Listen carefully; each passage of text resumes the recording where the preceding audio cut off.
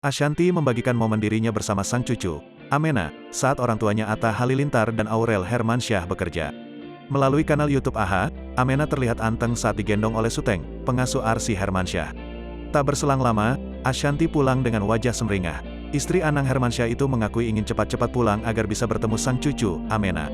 "Aku pulang buru-buru, lari, ngejar," kata Ashanti seperti dikutip tribunjabar.id dari YouTube AHA, Minggu tanggal 27 Maret tahun 2022. Setelah membersihkan diri, Ashanti pun menggendong Amena. Tak lupa ia juga memuji cucu pertamanya tersebut. "Cantiknya Grenda Masya Allah," kata Ashanti kagum. Di sela menimang Amena, Ashanti juga menceritakan respons dari sang suami, Anang Hermansyah.